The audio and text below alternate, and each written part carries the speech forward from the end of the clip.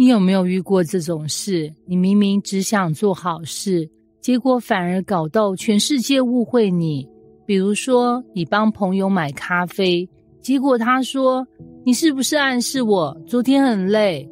或是你送媽媽一台掃地機器人，結果他說，你是嫌我掃不乾淨哦。約書亞記22章10到20節，這段故事就是史上最經典的善意變恐怖誤會事件。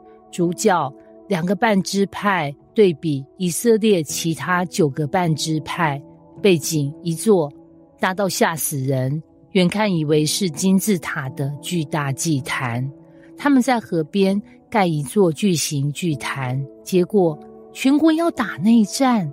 第10節說，2個半支派回家途中，在約旦河邊蓋了一座高大的壇，注意是極大，不是 IKEA 小桌子那種，是那種 Google 地圖打開都看得到的等級。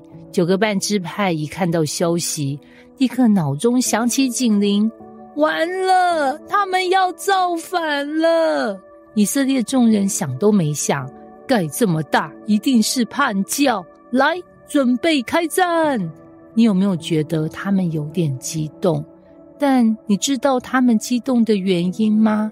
因為在他們腦中有2個恐怖故事正在重播。恐怖故事1，皮珥事件。一個人犯罪，全國遭殃。約書亞的長老們說，不要忘了皮珥的罪。什麼是皮珥事件？那是民數記裡面以色列人跑去跟外邦拜偶像，結果神一怒之下瘟疫爆發，24000人死亡。這群長老一想到這件事，就像創傷症候群被觸發一樣，不行，我們不能再經歷一次。因為在他們的神學世界裡，個人犯罪，結果是全國遭殃，所以他們覺得我們必須阻止他們，不然大家一起死。情緒瞬間拉到100分。恐怖故事2，亞干事件。一個人貪心，全國被打到趴。亞干不是一個人犯罪，全會眾卻一起受罰嗎？大家還記得艾城戰役嗎？以色列人被打得很慘，原因只有一個，亞干偷拿了當滅的物。所以長老們的邏輯非常簡單粗暴，河東支派蓋壇，可能拜別神，神發怒，我們全部完蛋。偏偏這些往往不是理性的想法，而是怕死加信仰的警報器，同時狂叫，有點像你爸媽看到你朋友抽煙，你跟他出去，你以後一定會變壞。那種以偏概全但出於擔心的邏輯。9個半支派說，如果你們土地不聖潔，過來住我們的地也可以，但拜偶像不行。這句話既感動又好笑。感動的是，你們如果土地不乾淨，來住我們這邊，我們多一點人沒差，這很兄弟情深耶。好笑的是，但你們這樣蓋壇就是找死，我們會被你們拖下水，這像什麼？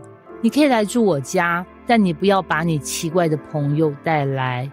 其實9個半支派不是壞人，他們只是被信仰的恐懼推到極端，不想再讓神發怒了，真的不想，一點點風險都不敢賭。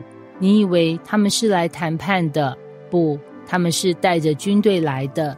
你以為會有外交談判？拜託，他們是準備打內戰的狀態來的。他們語氣中那種，我們都已經在穿盔甲了，你還給我蓋壇，那感覺完全就是，你是想害死我們是不是？我們有 PTSD， 你知道嗎？以色列歷史的痛，你們都忘了嗎？這邏輯很像你媽媽說的，隔壁那個孩子染頭髮，打耳洞，結果變壞，你也染頭髮，你是不是想變壞？完全是愛之深責之切，但情緒爆表。這段經文在講什麼？其實他在講一件比蓋壇更大的事，信仰社群之間的誤會。往往不是因為惡意，而是因為恐懼。9個半支派怕什麼？怕重演皮珥，怕重演亞干，怕重演神的怒氣，怕重演全國受罰。這種恐懼把他們逼到只看行為，不問動機。而2個半支派只是蓋了一座紀念壇，但還沒來得及解釋，兄弟們已經準備打仗了。這是全聖經最像家庭吵架的場景之一。